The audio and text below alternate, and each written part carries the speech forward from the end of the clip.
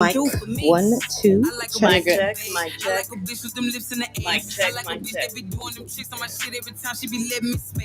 if I'm right here? Do I have to be right here? You can move it closer to you so you don't have to unnecessarily. There you go. The taste for me to put that pussy on the plate for me. The way she say pass out the state for me and keep out that pussy. Dynasty.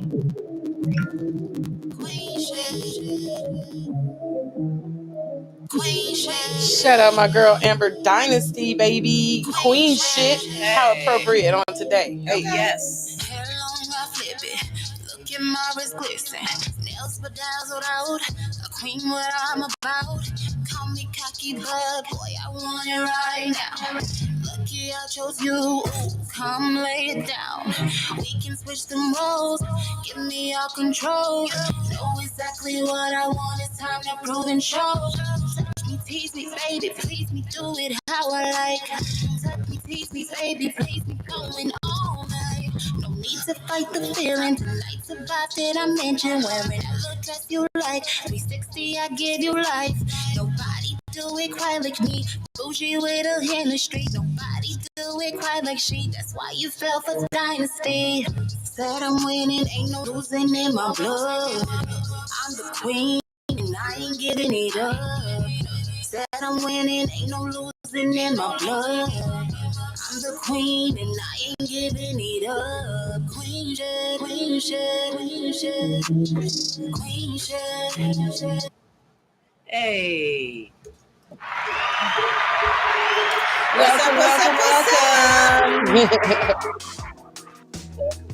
Welcome. Class is in session. Let me hear that school bell before you tardy. There we Hey, go. okay, better be on time for class. It's in session with Purple Dank. Hey, I'll be so happy when I hit that whole time. Y'all don't know what be going on. I swear. The special effects. Yes. On point. So I'm Ayana. This is Jamila. Hey. Together we are Purple Dank. Infusions. Yes. Ready to infuse your world. With knowledge. With cannabis knowledge. Absolutely. Right. But today, guys, we are not going to have an official class in session. Today's going to be a free flow. You know how they give you study time when it's time for the finals and stuff, and you go into class and you're like, we're not going to do anything today. We're just going to chill. So that's what we're going to do. We're going to chill and just talk about whatever we feel like talking about. Oh, that's what we're doing. My bad. That's Okay. my fault. Maybe talk about a few current events. Yes, and different things happening in the cannabis world. Things are always happening. Y'all gotta keep up. Mm-hmm. Things are always changing because you know the market is it's open. It's open and ready, and you know you just gotta dip in there. Right. Like okay. I just found out, something that we've already known, that the cannabis industry in America is booming. But according to an article, I think earlier this week, Yahoo Finance, Tilray, they're one of the largest cannabis cultivators in the world. They said that the U.S. market for cannabis is staggering. Okay, according to them, even as we're waiting federal legalization, you know, in Congress, the whole thing is the U.S. is looking at $100 billion opportunity in cannabis. So, you know, they say, like, if you're looking at cannabis today in the U.S., 93% of Americans want medical cannabis legalized. Okay. So what's That's the problem? huge. You know, that is it's huge. like the people want it. Exactly. Give the people what they want. Aren't we a democracy, majority rule, representation, right? So 93%, which is the majority, wants cannabis to be legalized, and 63%, 65% want it to be adult use. So I think 93% supports medical, and then 65% supports recreational. And that's still the majority. Hell yeah. You know, so right now it's like up to the lawmakers. Right, it is. You know, if we put enough pressure on Congress, I mean, you got to lobby, you got to reach out to your congressmen in your state, in your districts, and let them know that this is an important issue that we are concerned about. And we are a majority, and we want y'all to get this on the docket. Vote for it. Exactly. They already passed a bill earlier this year with the House, but the Senate is a whole nother ball game. They with block these it. They block it. a-holes. Yeah. These old, needing to retire. Yeah. And be for replaced. too long. They're just out of touch. They're out of touch with what's really going on right now. They're stuck back in the day. Propaganda. Yes, what was it called? Reefer madness. Oh yeah, back in the day. They're still on that reefer madness. They really are. It's sad, but there is progress being made.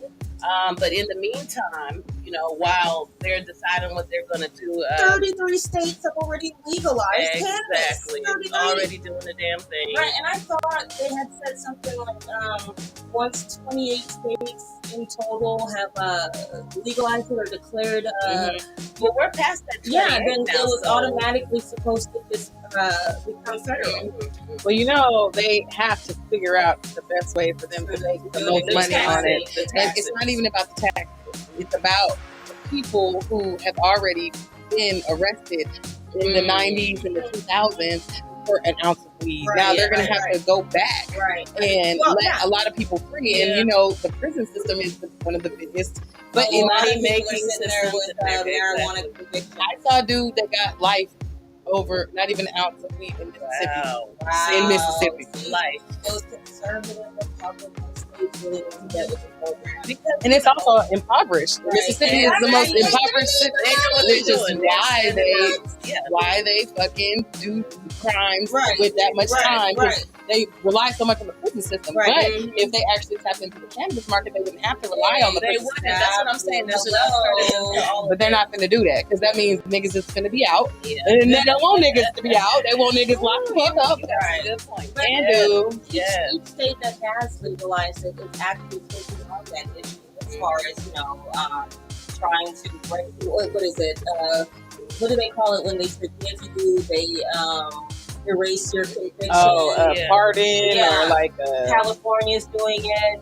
There's a few other states that are actually tackling this head on and allowing and helping convicted felons of cannabis violations. Them actually get a license to open their own dispensaries. California, Arizona. Yes, Governor Newsom. He's really doing the damn thing in the cannabis industry, allowing these things to happen for people, opportunities. The thing is hitting the mic. That's what's making that sound. Pull it down. Pull the thing around. Rub it in. I'm sorry. I didn't want to say it, but it's bad.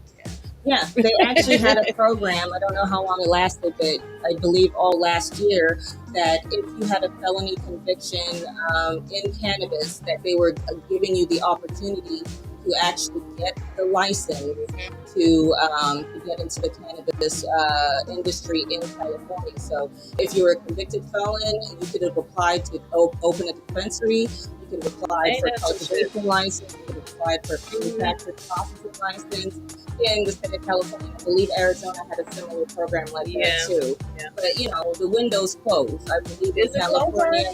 I think so. We need to check up on that. Need to check up on that. We will give you guys an update on that when we find out. Right. But that is such a good opportunity. It's like you're helping people that need help. Right. You know what I'm saying? And we're unfairly convicted in prison. Okay, fine. We violated the law, whatever the law was at the time. It was this week. And people literally have their whole entire lives ruined over marijuana, and get out of here. Yeah, it's crazy. Ridiculous amounts of time. Really 19 years, life sentences for not even an ounce. Right. One dude, he didn't even have an ounce. Yeah, because a lot of those states who have the 3 strikes you're out. It doesn't even matter how minor your third offense was, you going to jail. Yeah. For at least 25. Mississippi don't got that. I'm for sure. Really? So I think they just race. Yeah, that's all it is. And he probably had a public defender. But the fact that those kind of things can happen and go under the radar, you know what I'm saying? But now, with so much attention being brought to the whole industry, it makes people go back and go, damn, this nigga doing 30 years for not even a dime. Makes no damn sense. Okay. Not a violent offender. No.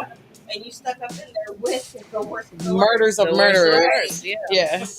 You're not in a cannabis jail. That would be awesome. You with the hardcore. Like, I'll do the time.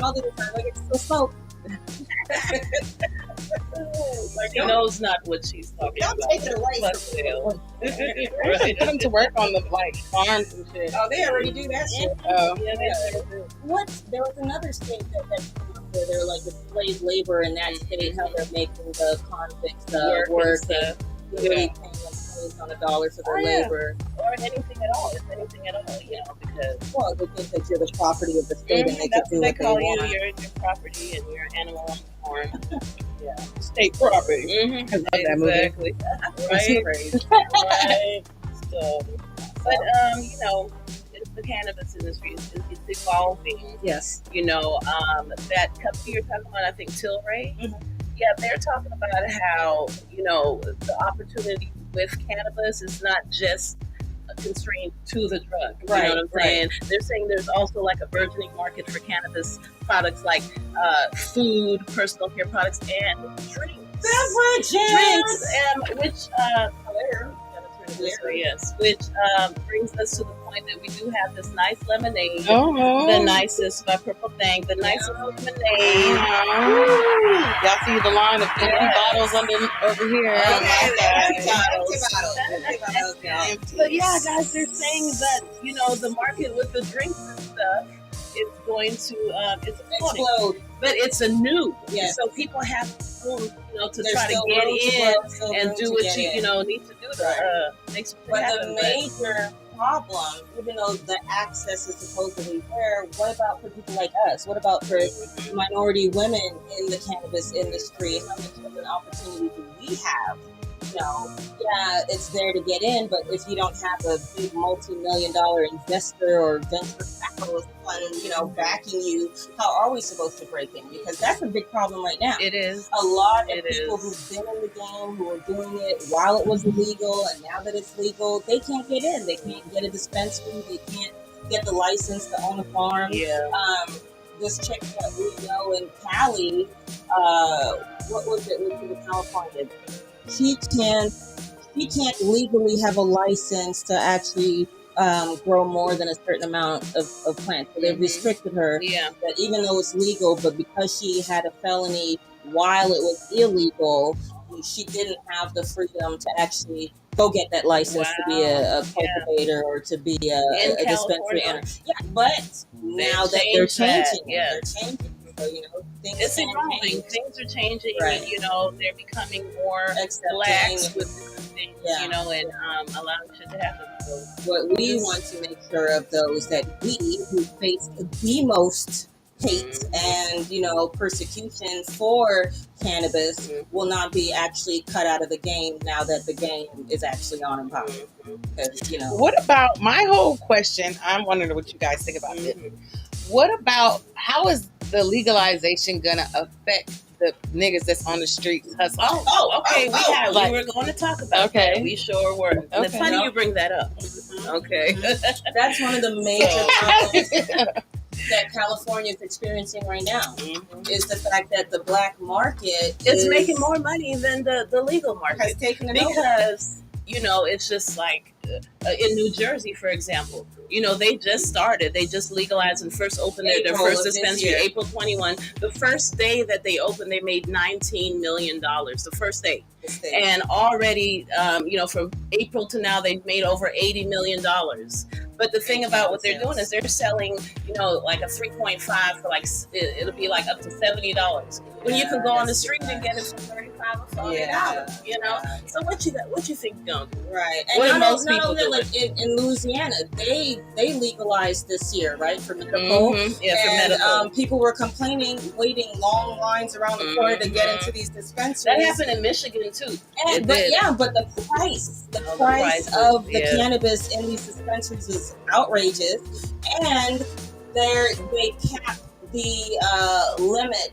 They limit the amount of THC, like Texas is trying to do. Yeah, Texas has medical now, guys, but from what I understand, Passionate use. number one, they're not allowing you to. They're not allowing you to buy flour. You can't buy the bud. You only can buy the extracts and the tinctures and the concentrates. But at the same time, it can't be more than I think 5%. Very low. Very, very low. So that's not going to do nothing for you. Why would you pay double your money to go to a dispensary for less of the quality, the potency that you really need? I mean, the potency of the cannabis comes with the medical benefits. So, exactly. Ray around the corner got some fire. Okay. You know what I'm saying? What do you think's gonna happen? Right. Hitting up Right. And in California, we have that bad, and I'm sorry if maybe we've contributed to it a little bit too, because we sure have bought stuff off the street that look just as good as what you saw in the dispensary. Because a lot of these people are getting their weed. They're actually They're however they accumulate it and however they acquire it. Yeah. That's what I would do if I had a dispensary. I would.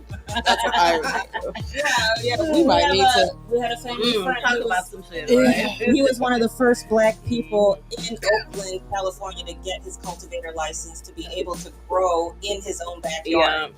So he's been grandfathered in. They can't touch him. He's still grown. He's making his money. He's selling his pounds. The last time I knew about it, like 5,000, 7,000 each to dispensaries. So to the dispensaries. So that's another thing to get into if you can. The growing and then getting your green thumb. Getting it to the dispensaries. That's really a good hustle.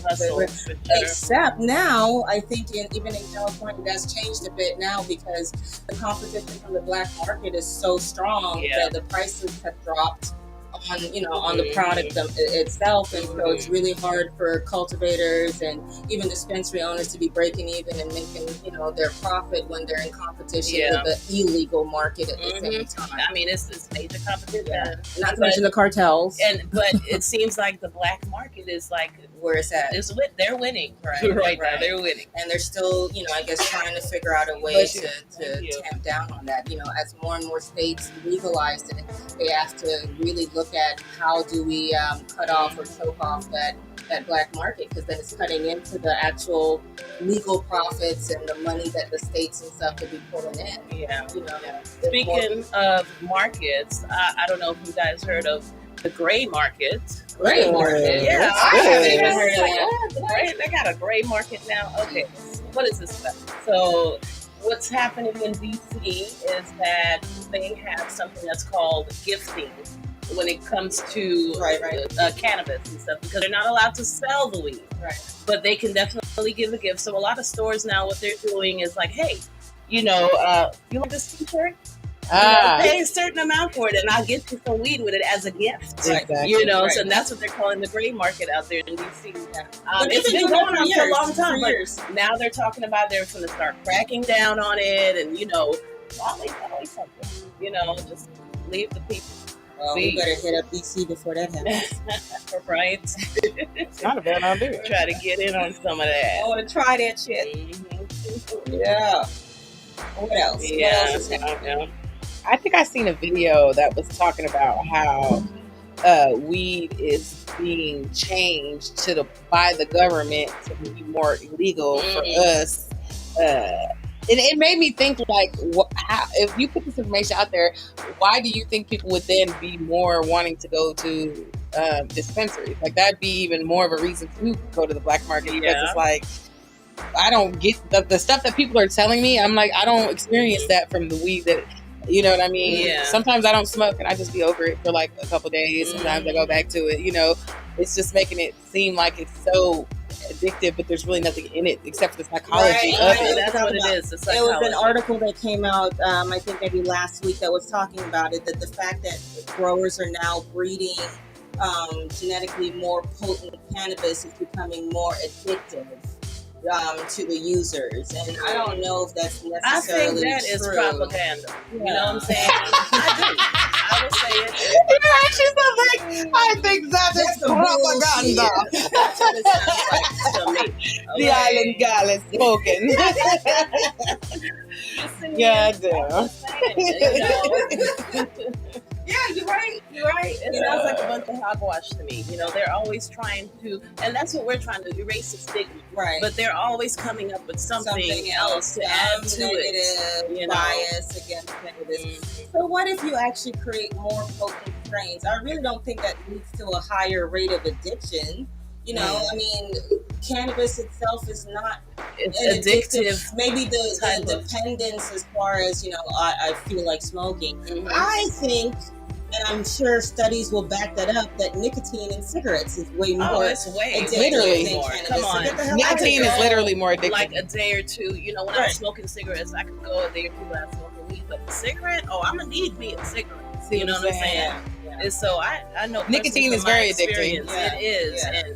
So unless they start adding nicotine to cannabis, which people that smoke out of cigars, and then like in certain places, I know when we visited our home island Grenada in the Caribbean and stuff, that's how they actually roll their weed up. Yeah, that's how they roll their weed up. I'm already knowing.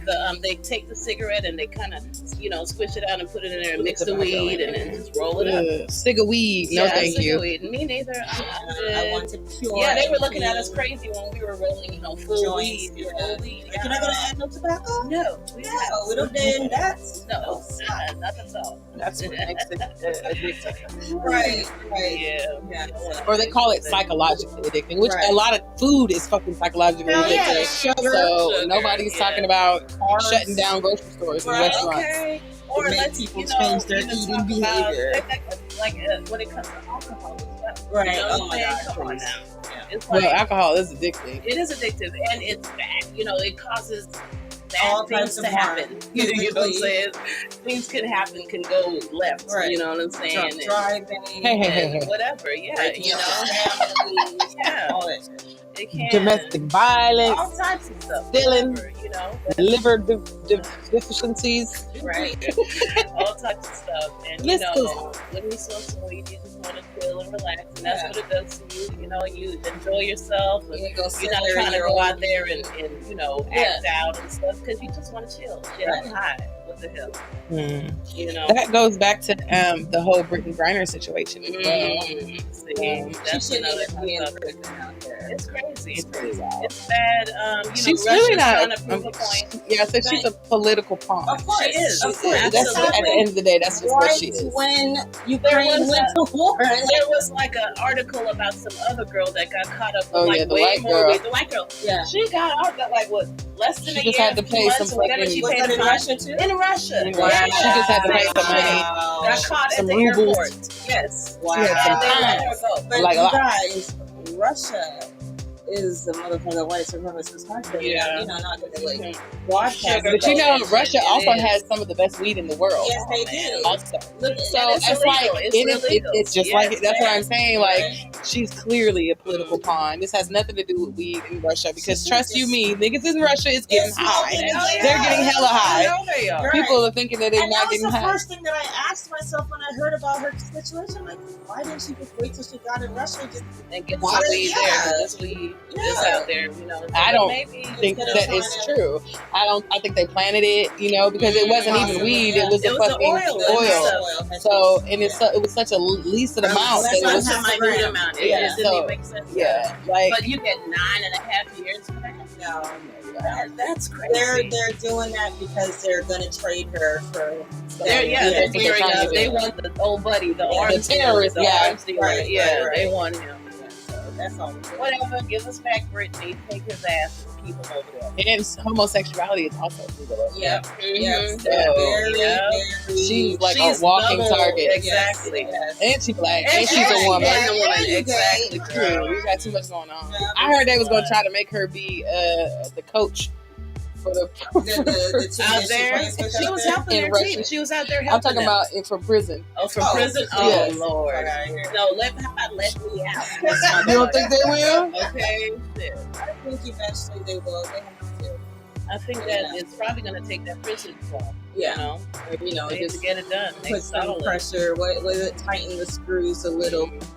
Make it seem like they're gonna keep it forever. But, if they really want old dude, and they said like for years they've been demanding his release. So, yeah. Whatever, shut up. Make it happen. Right. Like, for real.